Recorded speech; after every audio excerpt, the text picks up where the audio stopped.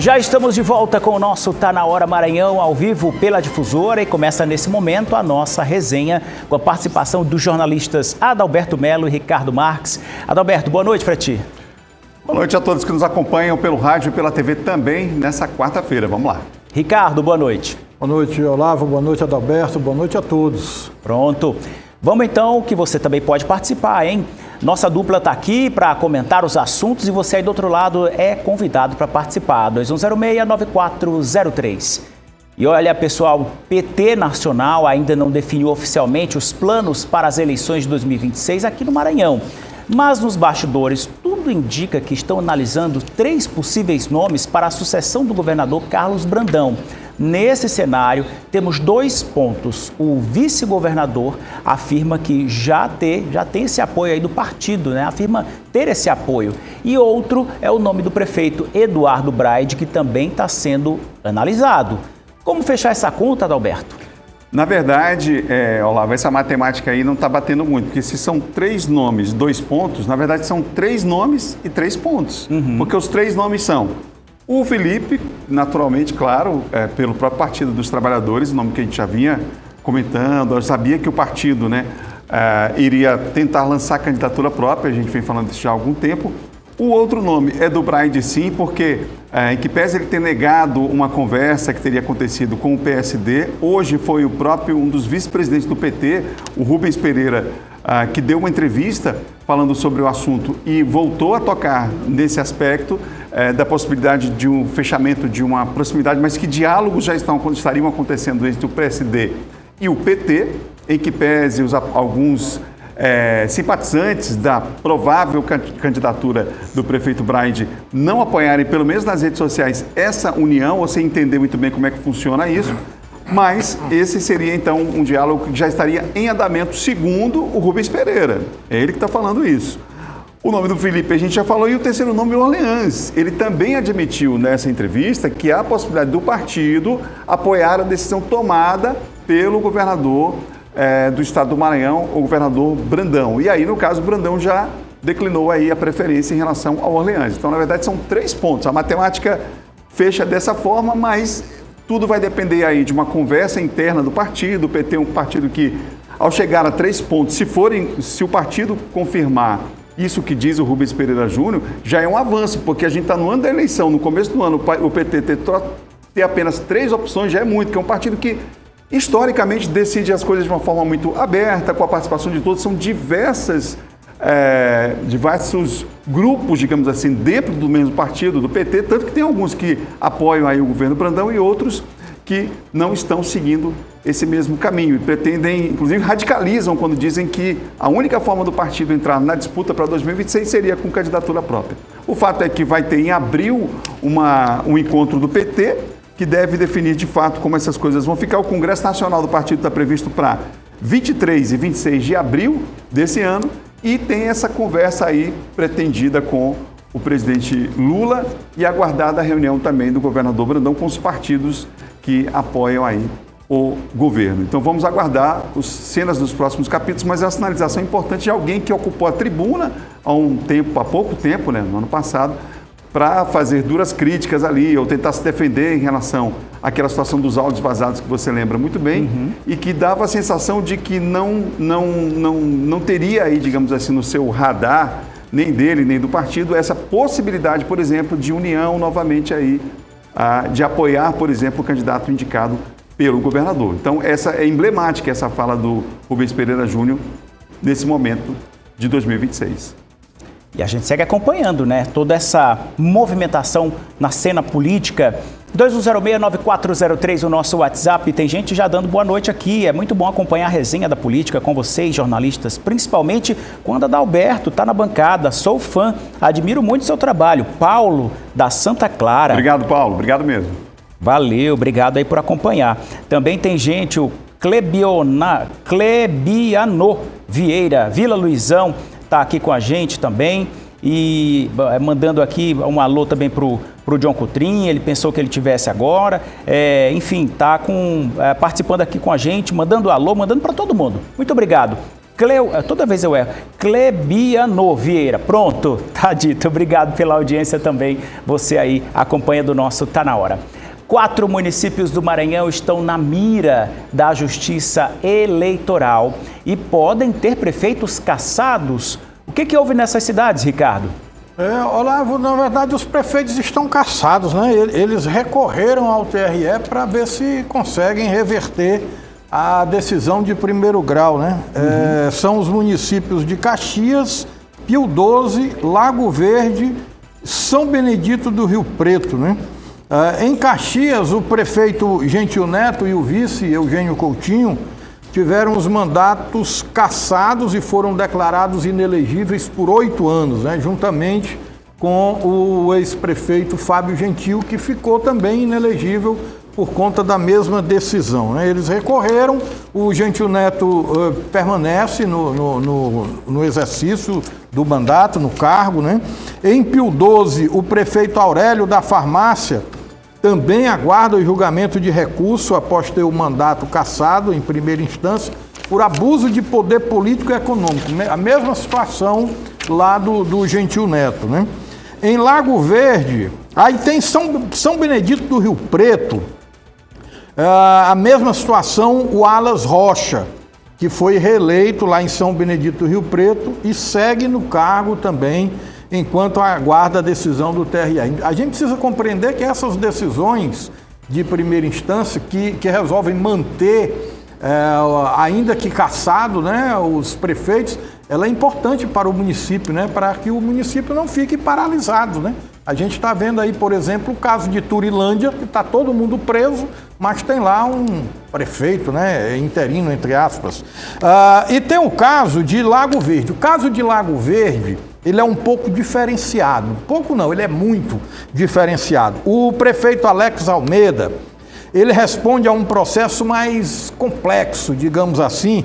Vejam bem, ele teve as contas reprovadas pelo Tribunal de Contas do Estado e a candidatura impugnada pelo Ministério Público Eleitoral. Contudo, ele concorreu por força de liminar. Ela obteve uma liminar, né, e conseguiu registrar a candidatura, ganhou as eleições, aí passado agora vem a cassação. Por quê? Porque ele era inelegível. Essas coisas que pegam mal para o judiciário precisa explicar direito. Como é que você justifica a liminar para um cidadão ser candidato a prefeito, ou podia ser a vereador, deputado, seja lá o que for. Mas se ele está inelegível, como que se justifica? Qual é o fundamento para uma liminar garantir uma candidatura de um cidadão que está inelegível? Essas coisas pegam mal para o judiciário, né? Nós tivemos uma decisão recente aqui no Maranhão, da desembargadora Maria Graça Amorim, que o Maranhão aplaudiu de pé, né? Quando ela foi contra o parecer da Procuradoria-Geral de Justiça do Estado e manteve a turma toda presa, né? E afastada. Mas há casos que ainda, né? Como é que você justifica uma liminar? Então, sendo assim, Olavo e Adalberto, são esses os casos, né? Só que fora esses de prefeitos, o TRE pode resolver ainda nesse primeiro semestre aquelas questões de cota de gênero, lembra? Nós temos aqui o partido Podemos, que é acusado de fraude à cota de gênero nessas eleições de 2024, aqui em São Luís, e temos o PSC e o mesmo Podemos, os dois partidos, também por suposta fraude à cota de gênero, só que nas eleições de 2022 para deputado estadual, ou seja, o TRE vai ter muito trabalho esse ano, viu? E nessas aí dos deputados, já quase no final do mandato, né? Ainda não tem resposta, chegando já para encerrar, né? Há cerca de 3 anos, e aí que dá, né? Justiça que tarda, falha. É preciso rever, sim, como disse o Ricardo, essas questões relacionadas a liminar, questões relacionadas ao tempo no processo em relação a recursos que são muito comuns, mas que, de fato, a lei seja aplicada, porque daqui a pouco você tem uma situação aí em que o mandato está terminando, o cidadão já passou 4 anos lá, quem deveria estar lá não está, né? A pessoa que substituiria, por exemplo, um deputado estadual desse, na ausência dele, perdeu, o tempo passou, acabou, e a vontade da população foi de fato respeitada na eleição. Temos uma democracia de fato que respeita a decisão do eleitor em casos, por exemplo, como esse. Ao que parece, falha sim, porque fica essa suspeição aqui o tempo inteiro. Não é bom para ninguém, nem é bom para o eleitor, não é bom para o candidato que fica sobre essa suspeição toda, e nem para a justiça, que fica aí taxada em geral por ser morosa, né, por essa demora toda, e que não depende, detalhe, dos profissionais do judiciário, que são muitos deles comprometidos, mas da estrutura. Às vezes você não tem nem uma estrutura suficiente para que essas decisões sejam tomadas na velocidade que a sociedade exige, né? Tem isso também, mas está na hora de rever. É isso aí. Deixa eu ir aqui para o nosso WhatsApp, porque o pessoal está falando. Essa é a melhor resenha do Maranhão. Gilberto aqui de Olho d'Água das Cunhãs. A gente está indo longe, hein? Obrigado, Gilberto, aí da cidade de Olho d'Água das Cunhãs. Todo mundo está dando aqui parabéns para a nossa equipe. Também quem está assistindo no Pontes, assistindo no Filipinho, é o Rabelo Pontes. Rabelo, obrigado. Pontes lá no Filipinho e todo mundo aí no bairro, muito obrigado pela audiência e preferência. Com quase 7 milhões de habitantes, o Maranhão segue entre os estados com a pior infraestrutura de saneamento do país. Um problema que pode ser discutido nas pautas de campanha desse ano, Adalberto. Precisa ser discutido. Quando entra na pauta, a discussão acontece, mas ações práticas para mudar essa realidade são poucas. Os números mostram que nós temos uma situação que é básica, gente. Acesso à água potável.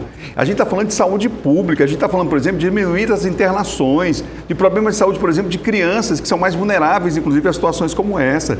Nós temos 53,9% da população tem acesso à água potável. O que significa isso aqui? 54, arredondando aqui, a gente tem na matemática quase metade da população sem um direito básico, gente, de água potável. E aí, em relação à coleta de esgoto, Adalberto, só 30% da população do Maranhão tem acesso à coleta de esgoto, 29,9%. E esgoto gerado que recebe tratamento, 12,8%. É por isso que as praias estão poluídas, é por isso que os rios estão se acabando. Nascente dos rios, você viu o pessoal que é mais... tem mais experiência aí, eu ia dizer mais antigo, né? Tem mais experiência, sabe disso. Rios aqui, rapaz, em São Luís, que a gente via maravilhosos aqui, né? Pessoal, não dá mais, porque tá tudo poluído, minha gente. Mas por quê? Por causa disso. E aí tem gente que fala que às vezes esse tipo de obra não dá voto, porque não aparece muito nessa coisa do trabalho do saneamento básico e tal. Mas não interessa se dá voto ou não. O que interessa é que a gente precisa resgatar isso aqui que é histórico. E olha, te digo mais.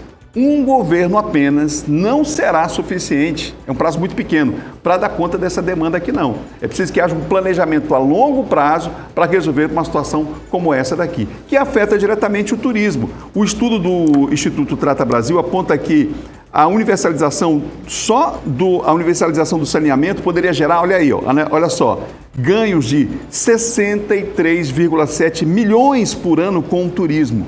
2,2 bilhões até 2055, ou seja, a gente está perdendo dinheiro com o turismo, a gente está gastando muito dinheiro com a saúde por causa de uma situação como essa. Acesso à água potável e saneamento básico, realmente como o nome diz, né? É básico demais. É isso aí. Enquanto isso, a gente vê aí. Vamos ver como é que vão ser as pautas, como serão essas pautas de discussões na campanha desse ano, acompanhar de perto toda essa discussão para saber se vai entrar realmente na pauta. Expectativa de todo mundo, né? Melhorar esses índices do Maranhão, sobretudo de saneamento básico. O Adalberto falava e a TV exibia imagens, né? O pessoal que está acompanhando pela TV e pela internet, não é chuva não, viu, pessoal? Essa água que escorre aí, ó, abertamente aí, ó, esgoto aberto aí, esgoto in natura aí, escorrendo livremente. Isso aí é aquilo que o Adalberto falou, é doença. É por isso que os leitos todos ocupados, postos de saúde, porque é o esgoto que gera tudo isso, né? Básico, coisa básica, questão básica. As autoridades não olham para isso. Isso é histórico, né? É histórico. Mas alguém precisa meter o dedo na massa, botar a mão na massa e enfrentar essa realidade aí que é um caos e inaceitável, né? Imagens da capital. Você imagina no interior do estado o sofrimento da população com essa situação, né? Verdade. Bem crítica. Deixa eu mandar um alô aqui, um agradecimento para o Aldo. Ele é de Itapera, de Maracanã, está acompanhando a gente. Ele disse o seguinte, está interagindo aqui com o nosso programa, é fã. E a Maria Clara, estamos aqui na Mata de Itapera, está sempre acompanhando. Pois é. E aí ele está dizendo também, comentando, nós sempre com os mesmos problemas no inverno. Pois é, uma situação complicada de muitos bairros aqui na capital São Luís, como o Adalberto falou, no interior também. Muitas cidades com essa urgência de resolver esse problemão.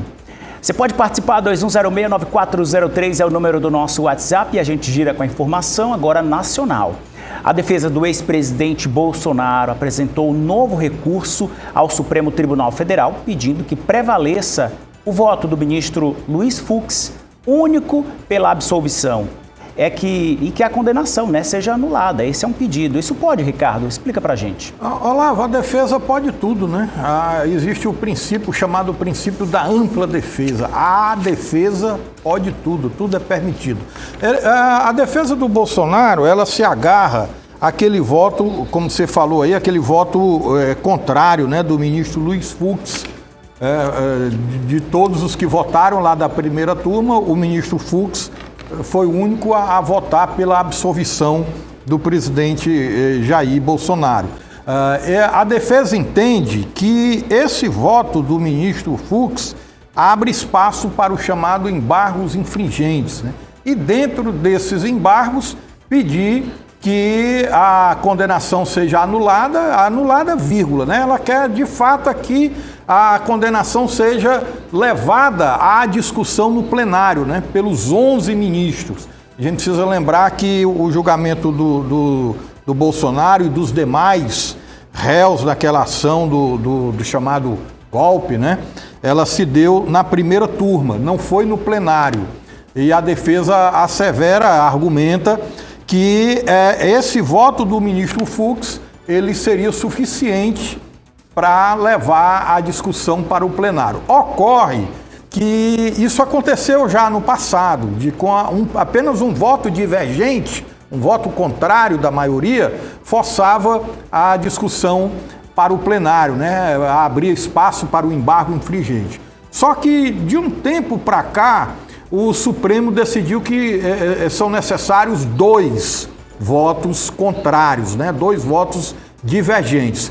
Mas é o princípio da ampla defesa e sugere uma discussão, porque repercute internacionalmente, né? A defesa pode argumentar o seguinte, bom, ele foi condenado e aí, não tem para quem recorrer?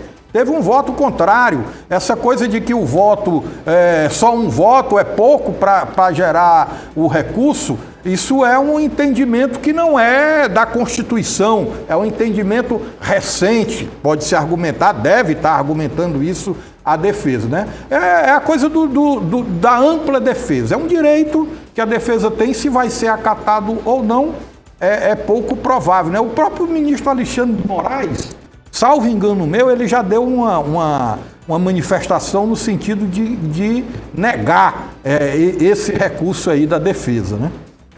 Pronto, e a gente assim encerra o nosso Tá Na Hora com esse assunto. Você pode acompanhar a gente aí amanhã, né? Amanhã a partir das 5, das 6h30, calma, 6h30 da noite a gente chega. Mandar um abraço pro meu sogro, o seu Paulo, que está acompanhando, obrigado pela audiência. Adalberto, Ricardo, a gente volta fazendo amanhã. Uma média com o sogrão aí, tá vendo? Gente boa, seu Paulo da Belita, lá de Nina Rodrigues, presidutrense de Nina Rodrigues, já ouviu falar nisso? Abraço. Um abraço, valeu, a gente volta amanhã. E para encerrar, imagens aéreas a gente mostra para você aí, lá do retorno da Coama, movimentação hoje, trânsito intenso, hein, de um dos lados. A gente fica por aqui, obrigado pela audiência e companhia. Amanhã a gente volta. Até lá!